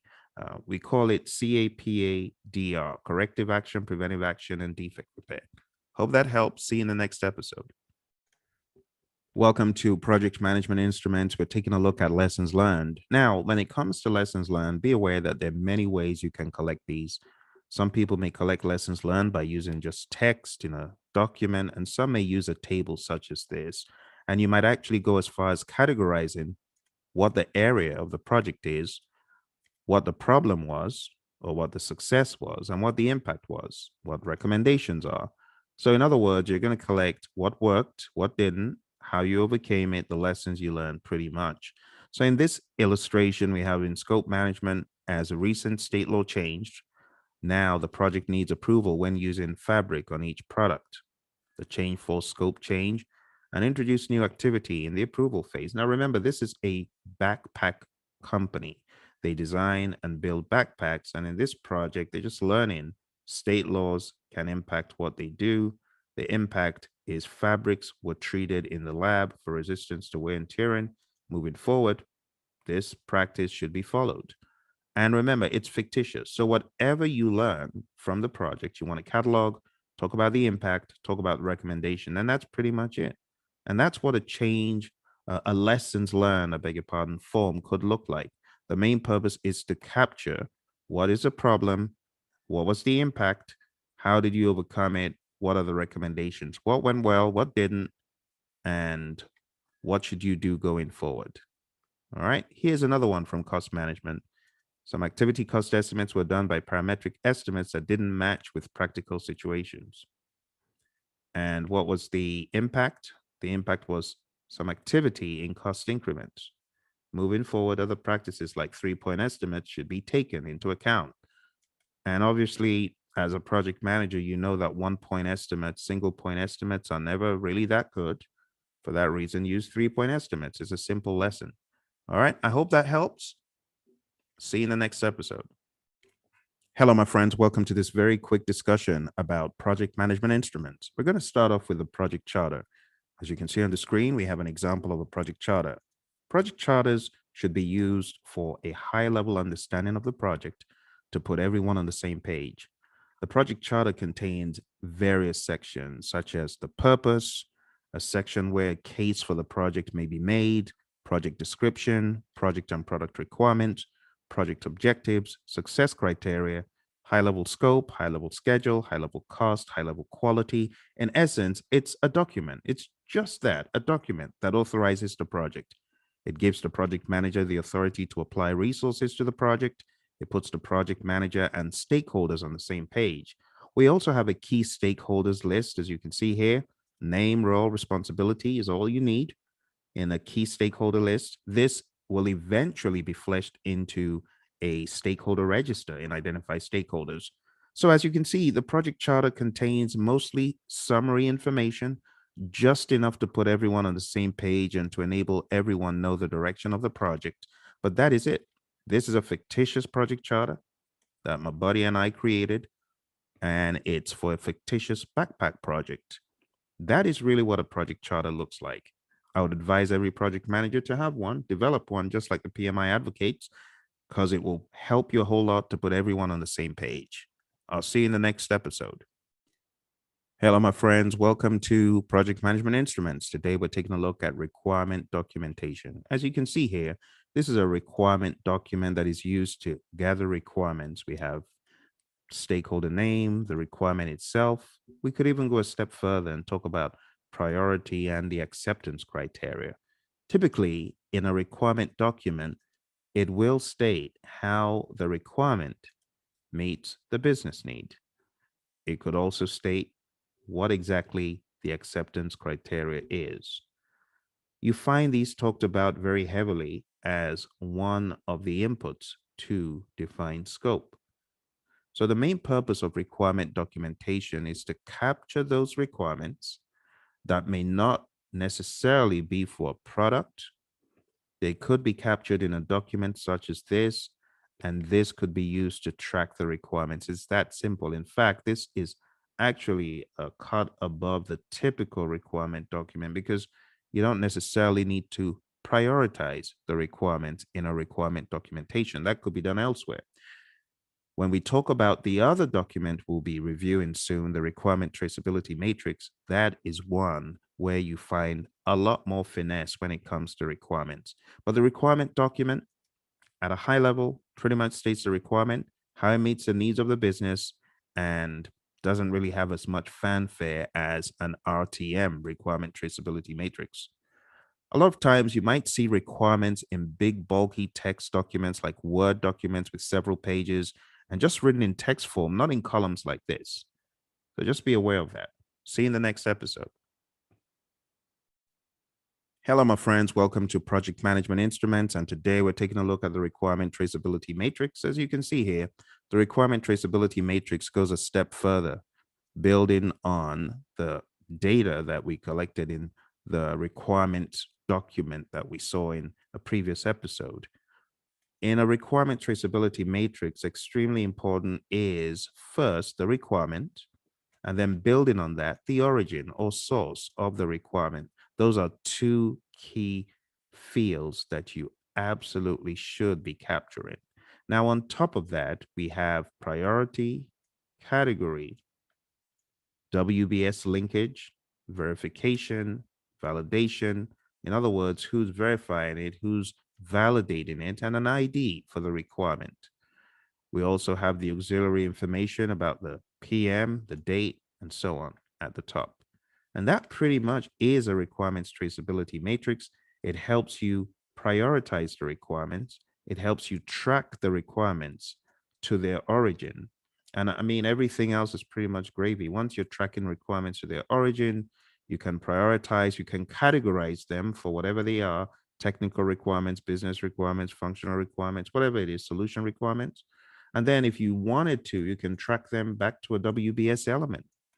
You could even track them back to a use case and a test script. So case in point, projects I've worked on in the past, we would have additional columns that map back to a use case, columns that map back to a test script, and all documented with numbers, so that people know what exactly they need to be tested.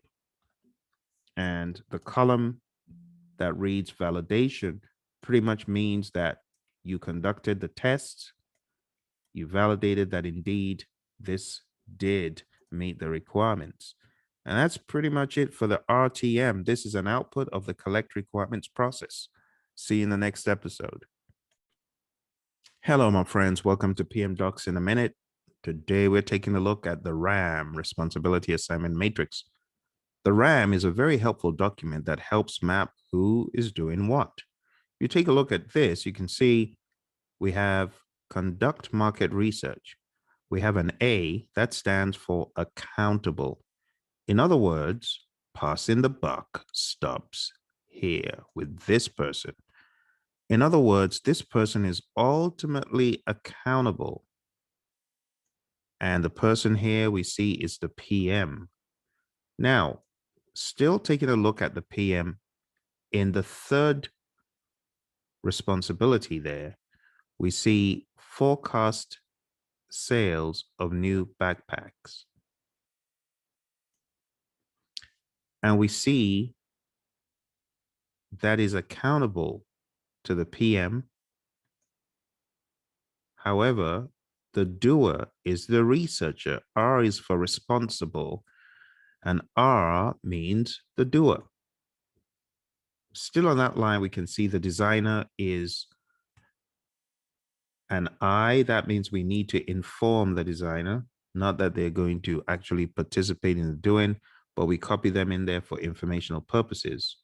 Last but not least, we have a C. If we go down to this task here, compare product features with competitors, we need to consult with the PM on that. So RACI stands for Responsible, Accountable, Consult, and Inform. And the RACI chart is a type of RAM. So this is a RAM, but a specific type of RAM that uses this configuration is known as a RACI chart. Now, it is worth knowing that some RACI charts have defects or have issues with them. A RACI chart, which has more than one A for a task, for example, task 1, we have conduct market research. Assume we had an A right here.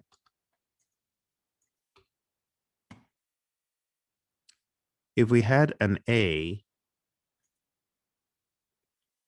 right where the admin assistant is, that would be a problem. And the reason is because when you're constructing a RACI chart, there should only be one ultimately answerable individual. So having two A's, such as what I'm demonstrating, is a problem. And it shows that the RACI chart right here, where I've highlighted red, has issues. And that concludes our review of the RAM with specific mention to the RACI chart. See you in the next episode. Hello, my friends. Welcome to Project Management Docs in a Minute. And today we're taking a look at the risk management plan.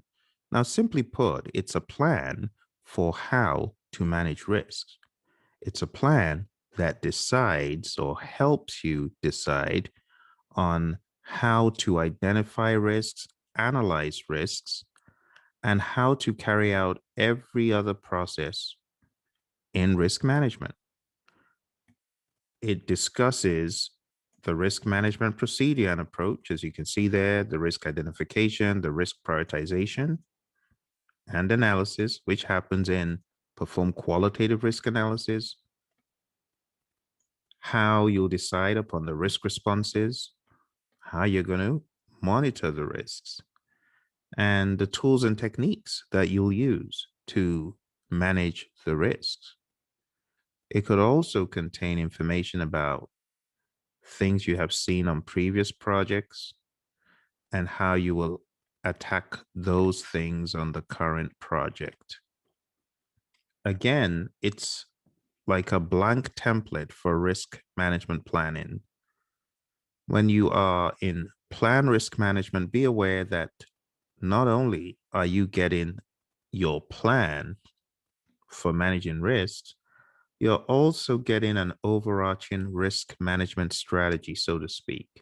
And your risk strategy, for example, could be if any risk is identified that could jeopardize our go live date, it will be communicated immediately or escalated immediately to senior management. That's a strategy. It's an overarching strategy. So your risk strategy is different from your risk management plan. Your risk strategy, which you could embed into the plan in some way, is more high level. Your risk management plan is going into the methods, the tools, how you're going to do various things on the project. So it's quite robust. In your risk management plan, you could have a format of the risk register discussed. You could have a format of your probability and impact matrix. Your scales for analyzing risk could also be defined there. A lot of stuff could exist in this document. And as you can see, my buddy and I, we just put this together to give you an idea of what this document could look like. So going down to your PMBOK guide, read, glean what exactly your risk management plan is in more detail. See you in the next episode. Hello, my friends, your buddy Phil here. Welcome to Project Management Instruments. In a few minutes, here is a team member performance assessment example. I know in the PMBOK guide, you hear about team performance assessments. Well, this should help you visualize it.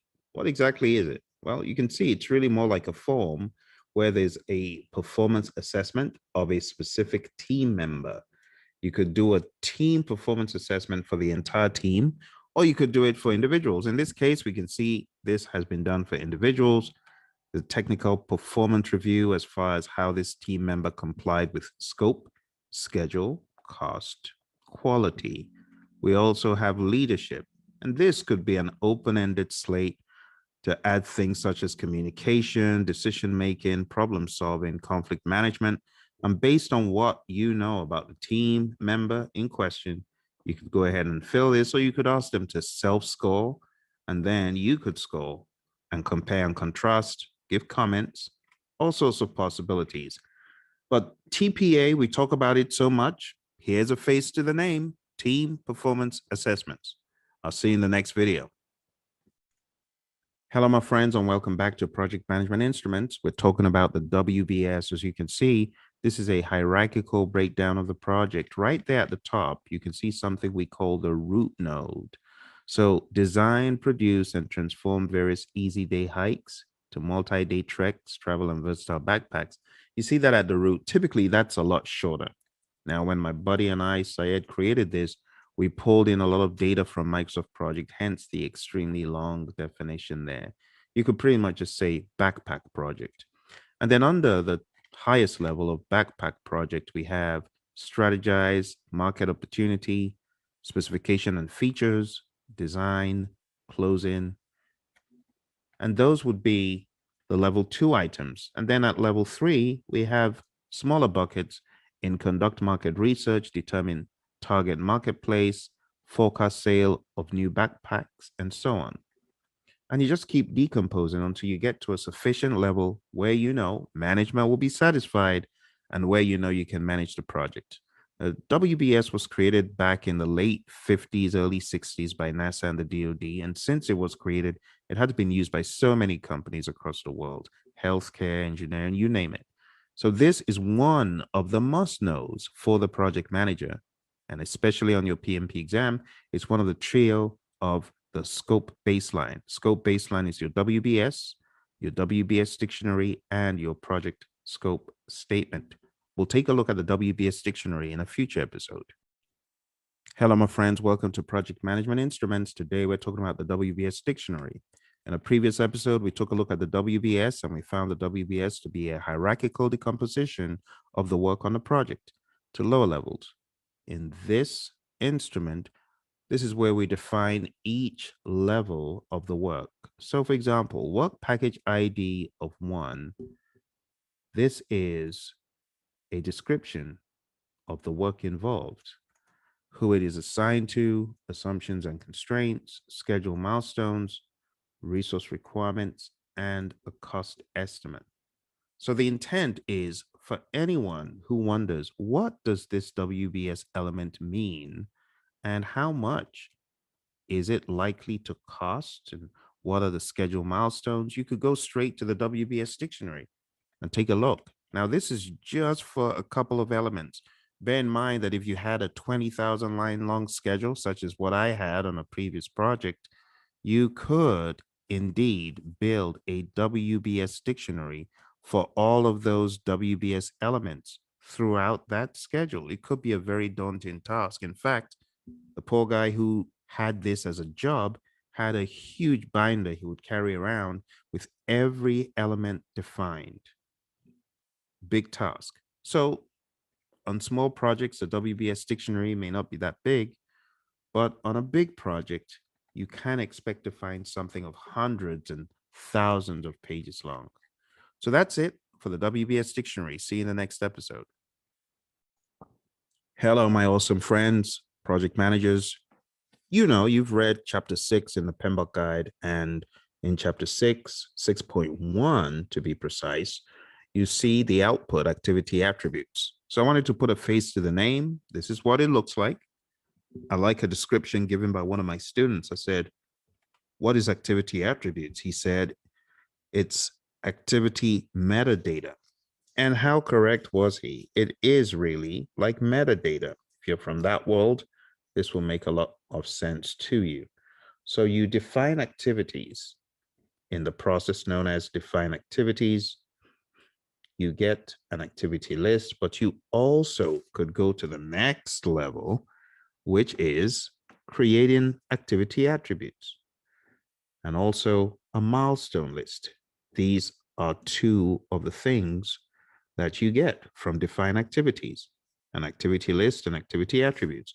So when you take a look at activity attributes, you see we've got various sub parameters here. We've got who is responsible for the task, which resources are assigned to the task, what is a predecessor, what is a successor, what is the activity type, what is the location that this task will take place at, what are the assumptions and constraints. You see, it's a boatload of stuff. However, now you've seen it, you'll never forget it, hopefully, at least not before your exam. So this, my friends, is activity attributes. It's a further description to expand upon the activity. I hope this helps you. I'll see you in the next episode. Bye.